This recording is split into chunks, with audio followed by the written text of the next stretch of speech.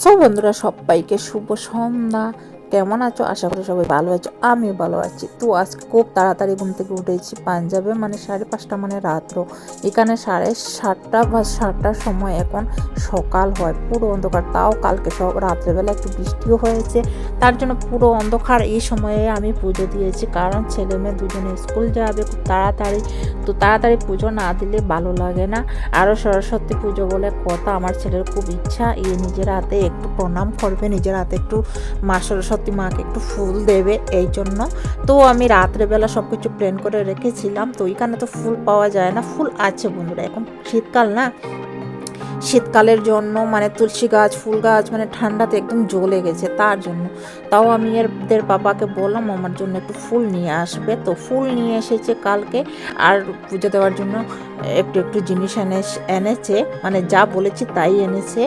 আর সরস্বতী মাতা, গণেশ ঠাকুরের আসনটা আমি পেতে দিলাম, তারপরে ফুলগুলো আমি মানে প্লেটে নিয়ে নিচ্ছি। আর অনেক সুন্দর করে আমি ভেবেছি আজকে একটু সাজাবো, কিন্তু অনেক সুন্দর মানে যতটুকু পারবো ততটুকু সাজাবো। আমার ছেলের মনের ইচ্ছে, ঠিক আছে? তো ছেলের মনের ইচ্ছে বলে কথা, তো এগুলো মানবো না কেন? আর আমি প্রত্যেক বছরই পরে একটু পুজো দিই, কারণ এখানে তো বেঙ্গলি কেউ নেই। সরস্বতী পুজো মানে আমাদের বেঙ্গলিদের মানে অনেক একটা বড় উৎসব। তো এখানে তো আর পাওয়া যায় না কিছুই, পাওয়া যায় মানে পণ্ডিত এসে তো আর পূজা করানো যায় না, কিছুই মানে হয় না।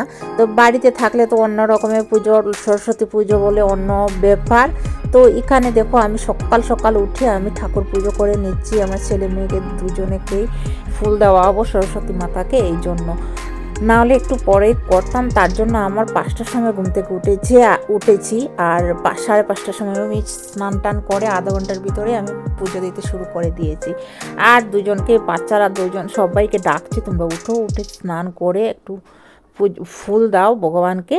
তো এই জন্য বন্ধুরা আমি সব কিছু গুজগাছ করছি, জানি না তোমরা কে কীরকম দাও। আমি আমার মনে যাচ্ছে ইচ্ছে তাই দিয়েছি, কারণ এখানে পণ্ডিত পণ্ডিত কোথায় পাবো, কি করব কি না। মন থেকে দিলে ভগবান ব্রাহ্মণ লাগে না বন্ধুরা, নিজের মনটাই হলো আসল। নিজের মন থেকে যা করবে তাতেই ভগবান খুশি হয়ে যায়। তারপর আমি সব ঠাকুরকে একটু একটু মিষ্টি দিয়ে দিয়েছি, কারণ মানে এখানে তো তোমার আর সেই রকমের কিছু নেই, এই জন্য মিষ্টি দিয়ে দিয়েছি। কারণ সরস্বতী মাতার একটু সাদা মিষ্টিটা একটু পছন্দ, এই জন্য বললাম সাদা কালারের মিষ্টি আনবে, আমি ভগবানকে দেব। তো সাদা মিষ্টি এনে নিয়েছি। আর ফুল দেখো, এত সুন্দর সুন্দর ফুল কিনে এনেছে, ফুলের গন্ধতে আমার খুব ভালো লাগছে। অনেক দিন পরে আমি ভগবানকে ফুল একটু দিতে পেলাম, তাতে আমি অনেক খুশি হয়ে গেছি বন্ধুরা। তারপর আস্তে আস্তে করে আমি সব জোগাড় যন্ত্র করেই নিচ্ছি। আর বাচ্চাদেরকেও বলছি তোমরা উঠো, উঠে স্নান করো, স্নান না করলে তো ঠাকুরের কাছে আসা যাবে না। তার জন্য আমি ছেলে মেয়ে দুজনকেই আমি স্নান করিয়ে মানে পুজোর আসনে বসানোর জন্য আমি নিয়ে মানে বলছি উঠো উঠো উঠো, তারপর উঠবে। তারপর একটু একটু করে আমি জোগাড় যন্ত্র করেছি, ধুনো ধূপ ধুনো সব কিছু দিয়ে, ফল টল দিয়ে সব কিছু মানে রেডি প্রায়। তারপর আমি মানে আমার ছেলে মেয়ে দুজনেরই বুকসগুলো এনে আমি দেব। আর তোমাদের বাড়িতে কে কীরকম পুজো দেও বলবে। বেঙ্গলিরা তো ঠিক আছে, অন্য ব্যাপার। বেঙ্গলিরা তো এবার পুজো বলতেই, সরস্বতী পুজো বলতে শাড়ি পরা, তারপর স্কুলে, যারা স্কুলের স্টুডেন্ট এরা স্কুলে যাবে, যারা একটু বড় হয়ে গেছে অনেকে ক্লাবে ক্লাবে পুজো করে। তো ওইটাই অনেক আনন্দ। আর